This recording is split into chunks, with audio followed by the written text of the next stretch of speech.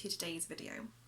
I want to start by saying a huge thank you to everybody who watched my previous video, my December to be read list. I was very nervous before posting it. I felt a bit silly doing a proper sit down YouTube video, but I've had some lovely encouraging messages from people, and so thank you to everybody who liked it, who commented on it, and a big thank you has to go to the lovely ladies over at #BingingBridgerton, the readathon group, because they were so encouraging, so supportive, and really egged me on to press publish. And I really don't think I'd be here without you, so thank you very much. Hope you enjoy this video. In honour of my new subscribers, I thought it was probably a wise idea to do a bit of a get to know me video, where I can introduce myself a little bit and you can learn some things about me that you might not know if you've just joined this channel or if you have seen me on Instagram or on my blog. Maybe I'll tell you something that you've not heard before. So let's get started, shall we? So what might you need to know about me? Hello, my name's Stacey. I am 35 years old. I am married, have been married for 12 years, and we just recently celebrated our wedding anniversary. And we have 2 children, 2 beautiful little girls, who you will occasionally see pop up in vlogs and any other time they can gate crash my videos because they love it. They're massive YouTube fans. I have been writing over on my blog, also called A Mess and a Dress, since 2013. I actually started it on New Year's Eve, so it's about to hit its 7-year birthday. And predominantly it's a lifestyle blog, and basically I just write about anything that interests me. I'd have no particular niche, so you will find food reviews, theatre reviews, lifestyle posts, days out, holidays, travel, and now books. One place that you will see appear on my blogs and my vlogs an awful lot is Chatsworth House in Derbyshire. It is one of my favourite places in the whole world. I've actually got my little cup here by Lucy Lovehart, and it's just a place that's been a big deal for us through our entire relationship. We actually had our honeymoon there at the Hunting Tower. We took our daughter Poppy there when she was 11 days old, and we go every year at Christmas to look at Christmas decorations. So it's just been a huge part of our lives, and if you are following me regularly you will always hear me talking about it. Over on Instagram I actually just posted a picture of when we went to the Pride and Prejudice ball at Chatsworth, in all our Regency finery, and it was such a good night and I have so many good memories there. It really is just the most special place. When I'm not blogging or reading, I will usually be doing my other hobby, which is performing. Over the years I've done so many different kinds of performing. I've tried everything from tap dancing to barbershop chorus. I even joined a burlesque troupe for a while. But my absolute favourite form of performing is musical theatre. I love performing in shows. I've performed with a number of different groups over the years. I played Ado Annie in Oklahoma a few years ago, and just before lockdown started I was supposed to be performing in Shrek the Musical at the Theatre Royal in Nottingham. Sadly that got cancelled, or postponed, and we are very much hoping that we might get a chance to do it in the upcoming summer, fingers crossed. So my blog and YouTube name, A Mess and a Dress, actually comes from a quote from Shrek the Musical, funnily enough, and basically in one of the songs towards the end Princess Fiona sings about the fact that she is a mess of contradictions in a dress, and that really resonated with me because I am such a just jumble of everything. I'm a bit of a perfectionist. I like everything to be just so, but I'm also a complete mess. I'm always chasing my tail. I can be completely disorganised sometimes, and I'm just a bit scatty. So it just seemed like when I was trying to come up with a name for the blog that was a really good way to describe me, in that I'm lots of different things all jumbled into one and you never quite know what you're going to get. I am something of a not so secret nerd, and I love fandoms like Lord of the Rings, Disney, Doctor Who. I'm a huge Labyrinth fan, the whole family are. We've got the kids obsessed with it. They could quote it backwards just like we could. And I also do love a bit of computer gaming, so you'll regularly find me playing Dragon Age or The Sims or anything along those lines.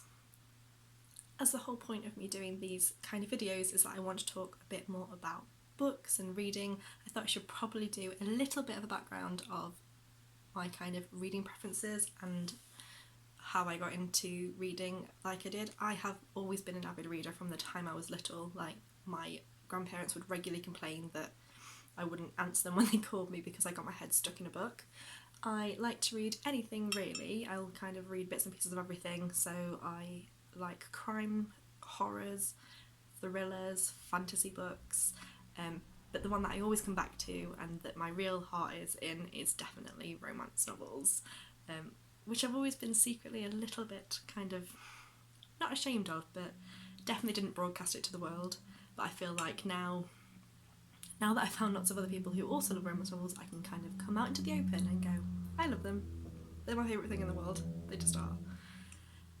I read my first romance novel when I was 14. I was on holiday, I remember it really vividly. I was on holiday with my grandparents in Mallorca, and in the hotel there was a little lending library, and I went and borrowed a Mills and Boon book. I probably still got it upstairs because I think I actually stole it by accident. Sorry. And I read it and I was just completely hooked on the whole genre. And I remember one of my nonna's friends then very generously donated a set of Mills and Boon books that she'd got, so I read my way through them, and then I started just hunting through local bookshops, charity shops, the library, finding as many romance novels I could get, and I now have quite a considerable collection. The invention of Kindle meant that suddenly I could have even more books because I didn't need to find the space for them, so I don't even have to clear out every now and again. I can just keep buying them, which is fantastic.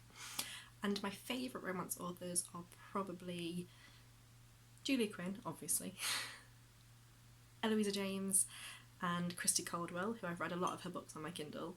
So for non-romance authors, I absolutely adore Garth Nix. He wrote the Sabriel series, which my husband recommended to me a long time ago before we were actually dating, and it's such a good series of books. They're brilliant. And I also love Maria V. Snyder, who was recommended to me by my best friend, again, quite some years ago.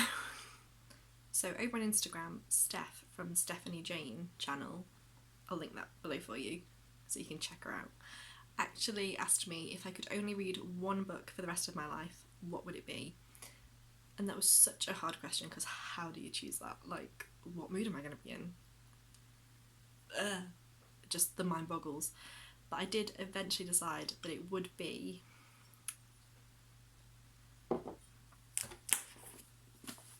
Poison Study by Maria V. Snyder, just mentioned her. She is a fantasy author. This is a fantastic book, it really is. It's such a just gripping, amazing book. I love it.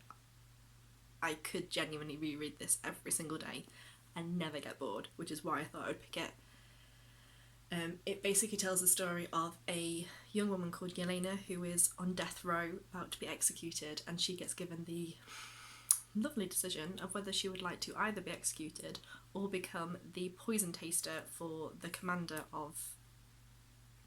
what is his name? Yeah, he's the commander. So the commander of the country, basically, the kind of ruler, president of the country.